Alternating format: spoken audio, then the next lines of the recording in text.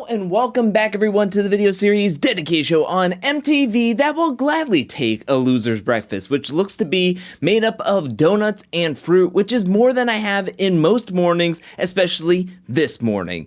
That's right, we're talking about The Challenge, Season 37, Spies, Lies, and Allies, Episode 13, and let's start off where last episode left off, and that was Emmy versus Bettina in the elimination. Emmy wins and gets to switch teams, and she does with Amanda, so coming into this episode, Emmy is on the Sapphire team, Amanda is on the Ruby team, and coming back to the Challenge house, everyone is talking mad smack about Amanda. We have Kyle giving pointers to Logan on how to deal with Amanda, saying that she's annoying, but she's good with puzzles.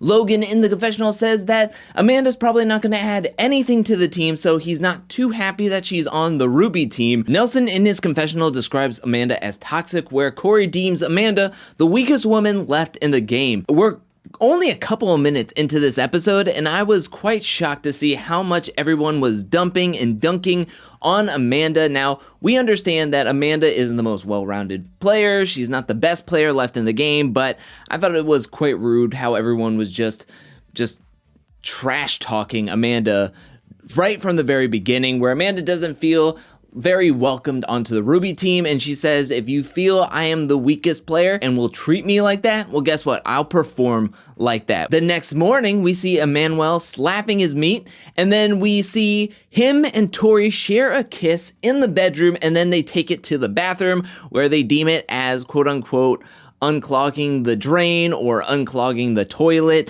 They were hooking up in the bathroom. We move on to Josh and Logan as they are talking Espanol with one another. We learn that Logan has been having some language barriers and communication problems within this game, and Josh has been helping him out, helping him with the strategy, with some of the conversations, some of the instructions to the daily challenges. Josh has been looking out for Logan for pretty much this whole entire game. We also find out that Logan doesn't have a real plan for the money if he wins. All he wants is a surfboard. That's the thing he most desires, and maybe he'll do some traveling if he were to win the money. Then we move on to a conversation between Corey and Nelson, where Corey is a little nervous about what's going to happen soon in this game. There's only 3 rookies left, 2 men rookies, and so he's thinking that the vets can turn on each other at any point. We got to get ready for war, especially because Corey's name has already been said and he's been sent into an elimination. So he knows how easy it is for everyone to say his name again and send him into another elimination. So he's trying to get mentally prepared and get Nelson prepared and get on the same page as him for what's to come in this game. Nelson agrees as the alarms are ringing for everyone to don their challenge gear, head down to the water to meet up with TJ for this week's daily challenge called Sunken Intelligence. Now for this week's mission, teams are going to have to swim over to a shipwreck where there's a 150-foot rope tangled all around it, tied up with knots, and they're going to have to work as a team to untangle this rope, get a chest attached to the rope, get all the rope and the chest on shore. Once everything is on shore, then you can get the diamond out of the chest and then put it on your pedestal. The team that can retrieve their gem the quickest will win into the agency, win some power, and win some safety. The first team up is Emerald, and when looking at this challenge on paper, I guess you could think that, okay, maybe a numbers advantage isn't necessarily the biggest thing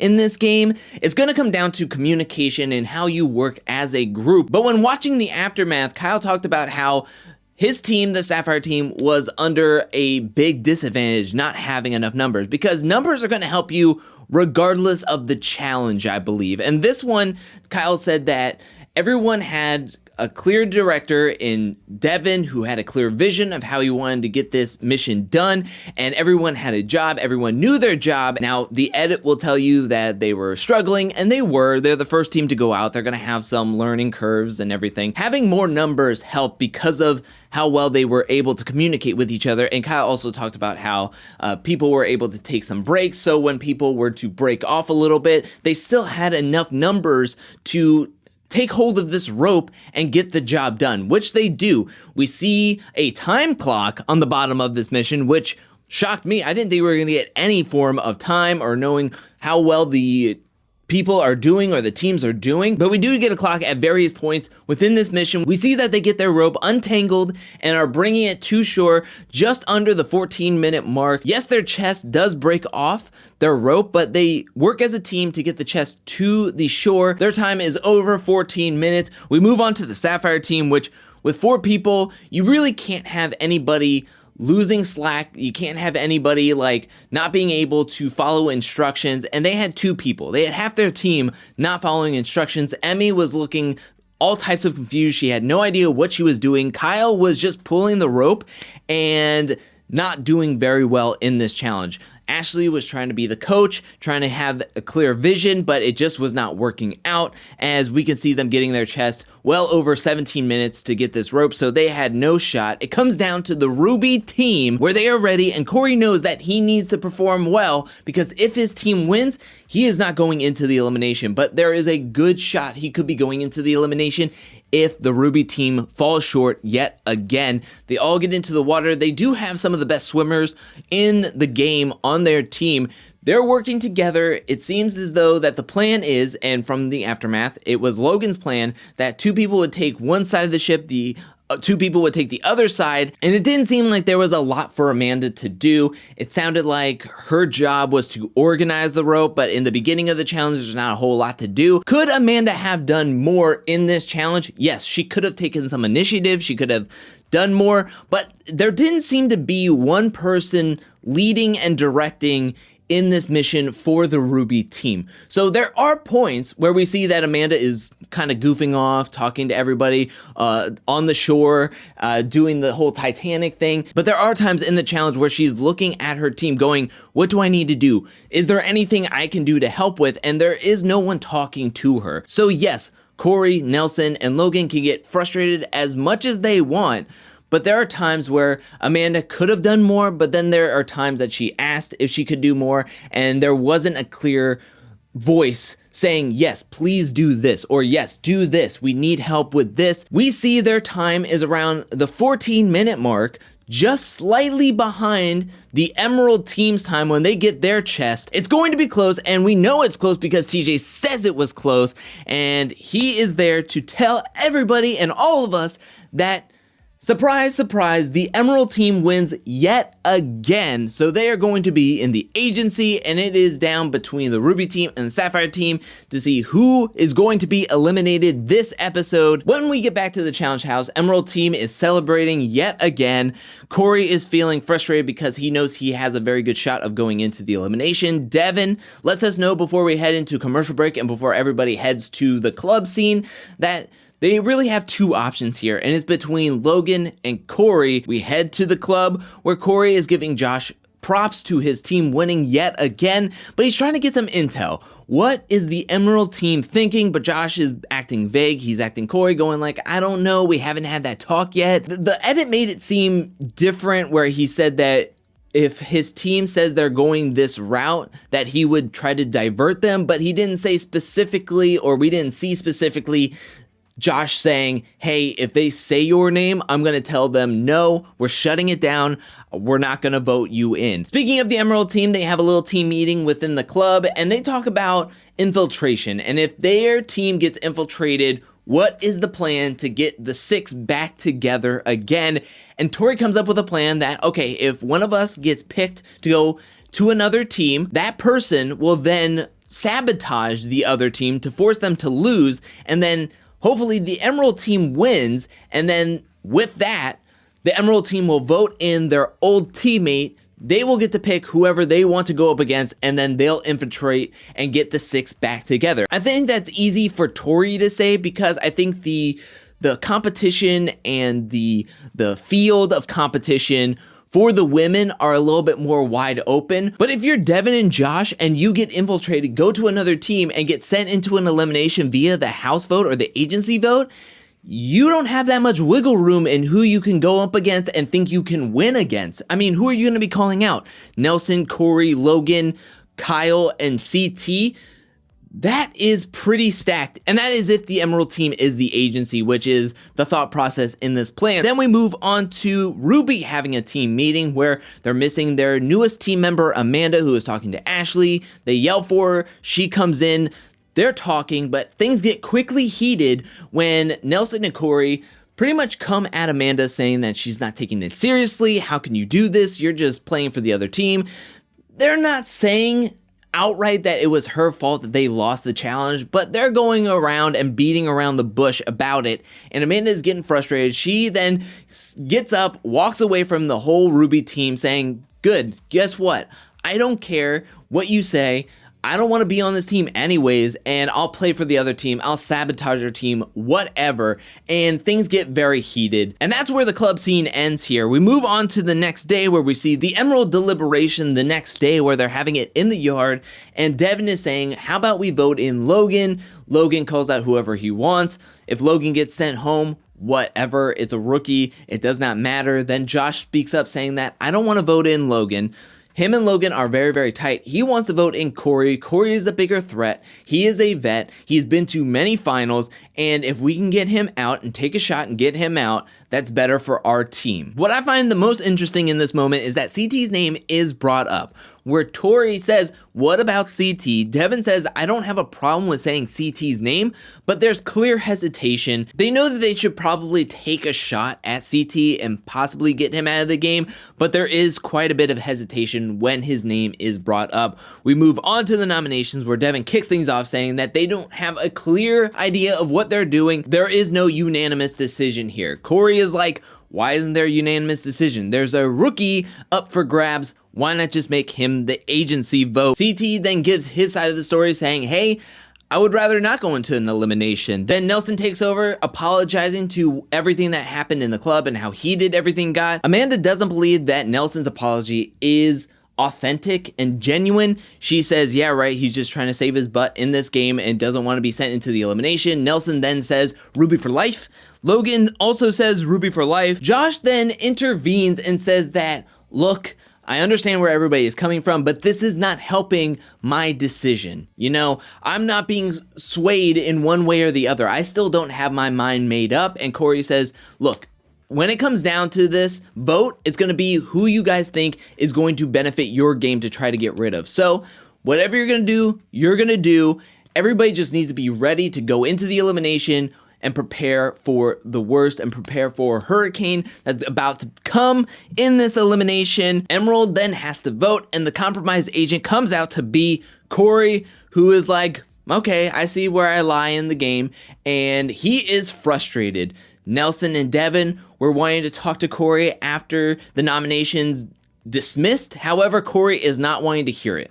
He thinks that Devin is the leader of the Emerald team, which I do too. He says that Devin is the leader of the Emerald team. He should have had Corey's back. If he didn't want Corey to be in the elimination and be the vote, he should have stepped up for him and went to bat for him. So Corey is putting this all on Devin, putting this all on Josh because he was tight with the both of them going into the game.